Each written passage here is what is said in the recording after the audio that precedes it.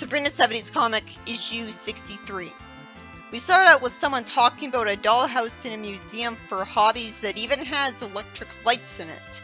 Sabrina and Hilda think it would be fun to reduce themselves in size and go inside that mini-mansion. After the museum starts closing up, Hilda casts a spell that'll keep them that small for exactly an hour. What happens if they lose track of time and burst through the ceiling of the dollhouse? That's so unnecessary. I doubt the organ would work.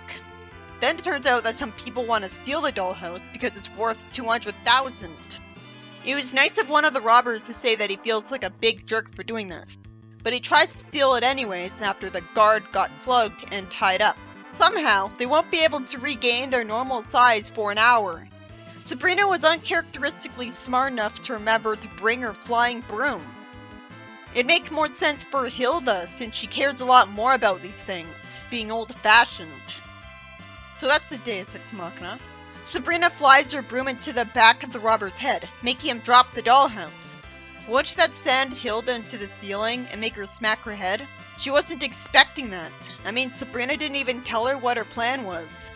Then Sabrina flies her broom into his nose, so the robbers want to leave because the place might be haunted. And Sabrina sets off the police alarm, so the police are right there as soon as the robbers leave the window. That was fast. Is that unrealistic? Was the police station right beside the museum? Realistically, Hilda's in pain because when the robbers dropped the house, it felt like they dropped it on her. Oh, she has a broken arm. But the point is, she'll probably still be fine in the next story. Sabrina sees that her neighbor bought a cute dollhouse for her daughter. And the story ends with Hilda somehow saying she's ashamed of her neighbor for buying such a dangerous toy. She'd only be right if turning on the electrical lights of the dollhouse ended up causing a fire and destroying it immediately. Like the expensive dollhouse in Malcolm in the Middle. In the next story, it's been so long since I saw an ugly witch that I was happy about it for a second. Because only this part of the Sabrina series did that. I quickly hated her design though. She's Stella's ace troubleshooter. And her in her pink clashing outfit is going to be sent to straighten Sabrina out for being good. Stop writing this. It turns out she's Hilda's old friend, going back to the Salem witch trials, which Stella should realize her policies caused. She could have given witches a good reputation, like genies. She expects me to believe Sabrina hasn't done an evil deed since May 5th, 1977, when she accidentally stepped on a puppy's tail. First off, if it's accidental, it shouldn't count. Second, she's acting like this was a long time ago. But Sabrina abuses her magic against people all the time, so it couldn't be. So the evil witch grabs Sabrina by the hand and tells her that she should give people headaches. Sabrina says no because people are already getting bigger headaches than she could ever give them from commercials and reruns. Abigail sees what she means already. Then she asks why she can't simply jolt them, missing her point. Sabrina, who's I guess teleported her and herself to another location, tells her that people are already being jolted out of their gourds every day by supermarket prices. Abigail immediately sees her problem. That's good, but I'm too confused to appreciate it. I thought she was a permanently evil, old-fashioned witch. She asked her to fog up people's minds, and Sabrina says she could never compete with today's pollution. She's right, reality sucks enough. Hilda tells Abigail a nonsensical explanation for why Sabrina does good deeds. Not because she's nice, but so people will respect witches. She has every reason to say, huh? Because mortals don't know she's a witch. So has Hilda gotten character development? Because since when does she defend Sabrina on this? It should be Zelda or Ambrose talking. She says that in today's wacky world, a good deed is more shocking than a bad deed. Hasn't that always been the case? And why has this comic misspelled wacky twice? She misses the days when everything was simple as we see someone in stockades in front of a witch. She misses those days too, even though women like her are treated better now than they were back then.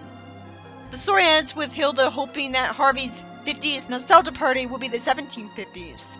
I wish she explained what the hell she'd missed from the 1750s. The only thing I can think of is women didn't dress skimpy around her back then, so she misses the old days. In the next story, Sabrina wants to get a gift for Hilda that's old-fashioned because she loves old things. Harvey thinks cleverly it takes one to love one. It's surprisingly smart of him to keep the thought to himself. They walk into an antique store. And I guess the reason they're already warned not to break anything is because they're just teenagers.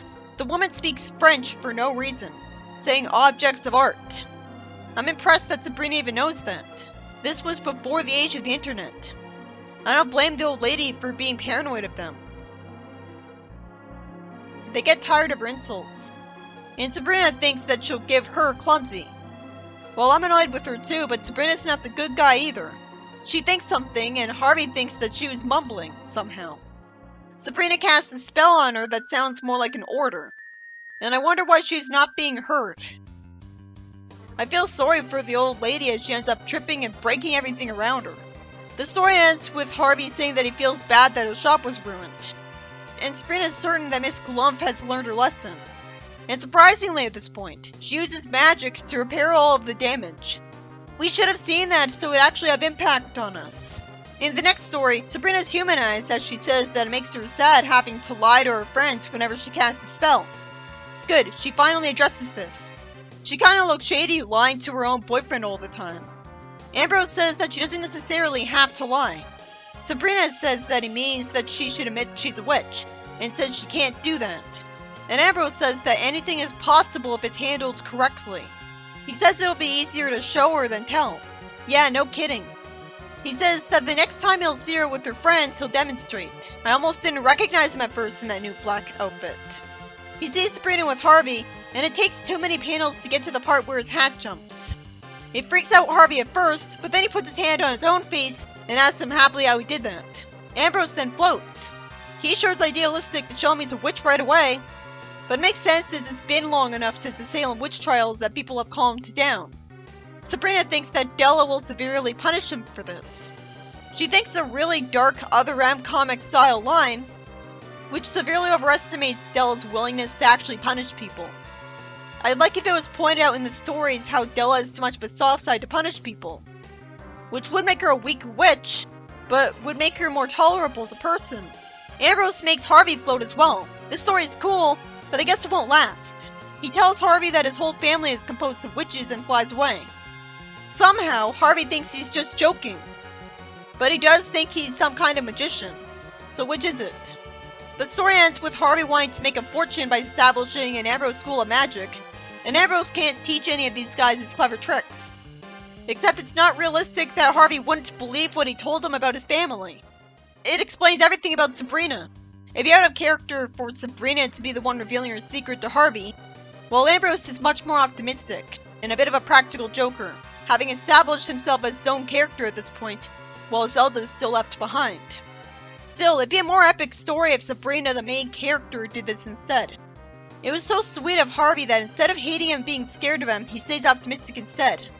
Naturally, because he already knows and likes and trusts Ambrose, and is an idiot who doesn't think far ahead on the spot. The first story, by George Glatter, is about Sabrina and Hilda shrinking down into a dollhouse to explore it. Which is good escapism, as anyone would want to do that with magic. Though it took me out of it that, of course, one of the things inside works like it's normal sized. The organ works, somehow. I'd say it only works because her mind made it work because she expected it to, but apparently they can't go back to normal size whenever they want, so somehow they don't have magic when they're small. And then some robbers want to steal the dollhouse while they're in it, so Sabrina uses magic to fly into them with a flying broom that she reveals she had the foresight to bring with her. You know, she could have still had her own magic when she was smaller. It's already ignoring the square cube law and having her and Hilda survive when they're tiny. And Hilda's lucky she survived being sent flying around by the moving house. The second story, by Frank Doyle, surprisingly, is about the ace troubleshooter of Della actually agreeing with Sabrina's point about why she doesn't want to torment mortals with her magic all the time. The world sucks enough. Okay, but I thought she was an evil old-fashioned witch. It's good of her, but I'm too confused to enjoy it. Especially since nothing comes of her agreeing with Sabrina. Also, the story lacks self-awareness when it acts like Sabrina doesn't torment mortals with her magic nearly enough. She gets revenge with it every chance she gets. She's not good just because she's better than Hilda and Della. I'd want to avoid her because the slightest thing could get her to abuse her magic on me. That's not a trustworthy character, and that's an inescapable part of Sabrina's character. So the comic trying to portray her as this all-loving hero who's too good lacks full awareness of her history.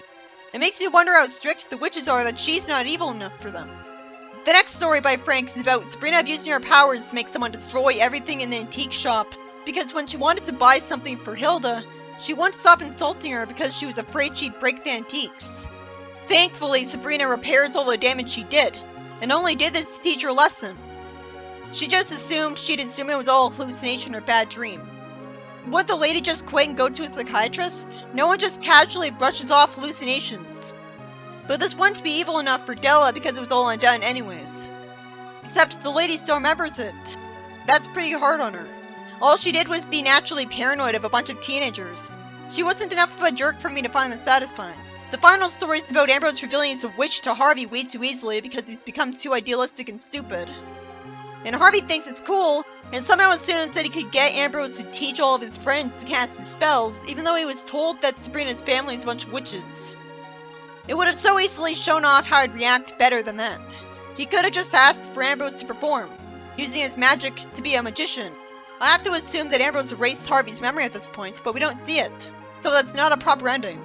At least the story was justified because Sabrina said she hated lying to her friends about her magic.